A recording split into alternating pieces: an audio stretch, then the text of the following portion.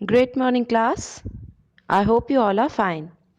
Today we are going to understand the next part of our chapter number 7, which is iterative statements. So, the topic we are going to understand today is for loop.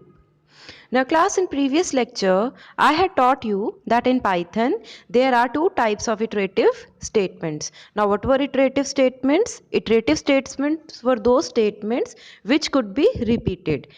Iterative statements कौन सी statements थी जिनको हम repeat कर सकते थे, ठीक है। यानी अगर मैं किसी चीज़ को, किसी एक या दो स्टेटमेंट्स को अगर मैं चाहती हूँ कि 5 या 6 टाइम्स रिपीट हो, in that case I could use iterative statements. इनका अदर नेम क्या था? Repetitive statements, and they were also known as loops. And I had told you that in Python there are only two types of loops. First is your for loop and second is your while loop. So in today's lecture we are going to understand about the for loop.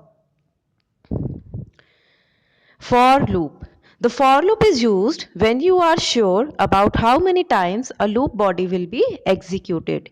It is also known as definite loop. तो for loop क्या होता है? जब आपको पता होता है कि आपने किसी स्टेटमेंट को कितनी बार, that means how many times उसको एग्जीक्यूट करवाना है. जैसे आपको मैं बोलूँ कि आपको ग्राउंड के 5 राउंड्स लगाने हैं, किसी ग्राउंड के अगर आपको मैं बोलूँ 5 राउंड लगाने हैं, तो यू नो ना कि मेरे को 5 ही लगाने हैं या आपको 5 ही लगाने हैं. तो व्हेन यू आर श्योर कि आपकी कोई भी जो लूप की बॉडी है वो कितनी टाइम्स एग्जीक्यूट होगी, in that case you are going to use for loop. क्योंकि हम श्योरली बता देते हैं कि हमें हमारा लूप इतनी बार चलाना है, तो हम इसको क्या बोलते हैं? Definite loop. In Python, the working of for loop is based on various operators and functions. The syntax for using the for loop is. अब syntax का मतलब क्या होता है? देखिए, जैसे आपके इंग्लिश में लेटर का फॉर्मेट होता है, आर्टिकल या speech, whatever you write, it has a format. एक फॉर्मेट होता है ना कि हेडिंग या टाइटल ऊपर जाएगा, देन इंट्रोडक्शन होगी, देन बॉडी होगी, देन कंक्लूजन होगा, something like that. If you have some future scope about that thing, तो आप वो भी लिख सकते हैं. सिमिलरली जब आपको फॉर लूप लिखना है तो उसका भी एक पैटर्न होता है, उसका भी एक फॉर्मेट होता है, तो उसको हम कंप्यूटर में क्या बोलते हैं? सिंटेक्स बोलते हैं. तो syntax for using for loop. अब हमारा फॉर लूप का सिंटेक्स क्या है? पहले आपको लिखना है फॉर, उसके बाद आपको लिखना है वेरिएबल नेम, ठीक है, उसके बाद आपको लिखना है इन, उसके बाद आपको लिखना है सीक्वेंस. ये तो आपको लिखने के बाद यहाँ पे आप वो स्टेटमेंट्स डालेंगे लूप बॉडी में जिनको आप क्या कराना चाहते हो? एग्जीक्यूट कराना चाहते हो रिपीटेटिव नंबर ऑफ टाइम्स. या फिर आप क्या कर सकते हो, यहाँ पे आप फिर से फॉर लिखोगे, यहाँ भी वेरिएबल नेम आएगा, इन आएगा.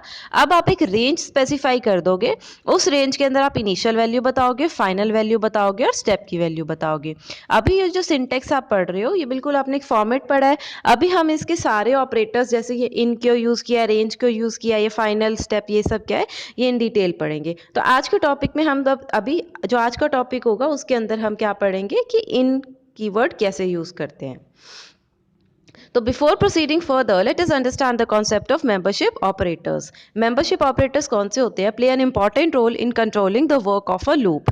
There are two membership operators, in and not in. Out of these, the in operator plays a significant role in the working of loops. Let us understand the in membership operator.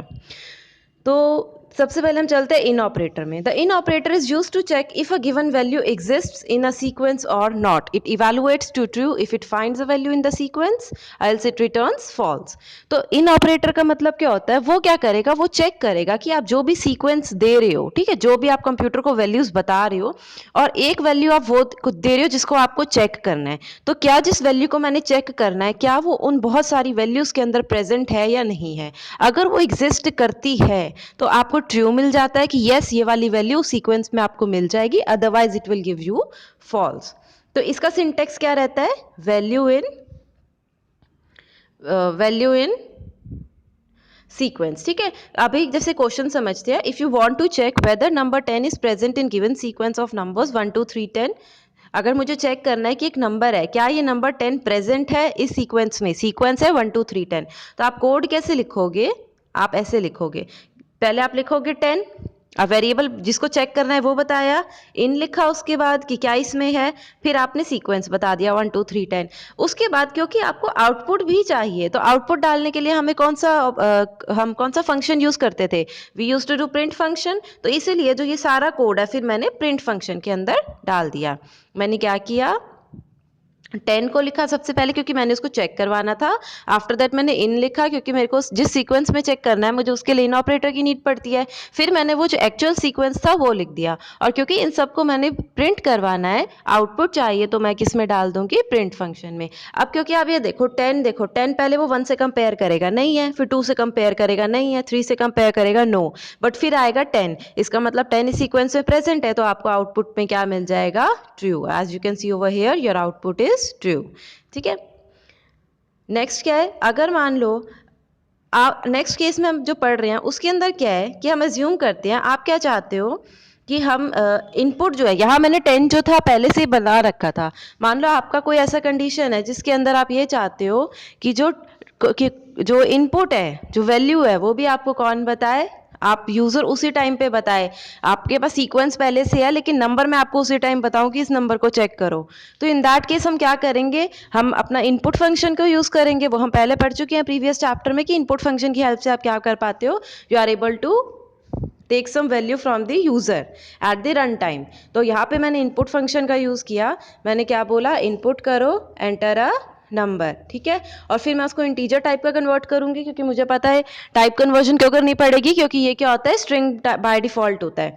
फिर मैंने value को किस में डाल दिया, a variable में। अब उसके बाद मैं ए को चेक कर दूंगी, तो जैसे मैं यहाँ 10 लिख रही थी, अब मैं ए लिखूंगी, इन लिखूंगी, यहाँ मैं सीक्वेंस लिख दूंगी, और क्योंकि मुझे आउटपुट चाहिए तो मैं इसको किस में डाल दूंगी, प्रिंट फंक्शन में। ठीक है। अब जैसे मैं अगर मान लो इसमें मैं डालती हूँ वैल्यू 20 अगर मैंने डाला, as you can see over here 20 लिखा हुआ है, और 20 सीक्वेंस में, या तो आपको क्या मिला, ट्रू मिला। उसके बाद मान लो मैंने डाल दिया 67, अब 67 इस सीक्वेंस में नहीं है, तो आपको आउटपुट क्या मिला, फॉल्स मिल गया। ठीक है। अब आता है कि अगर आप अपने फॉर लूप के साथ इसको यूज करना चाहते हो तो आप कैसे करोगे, you are going to write for I in 10 20 30 40 print I. मतलब आपने कैसे लिखना है इसको,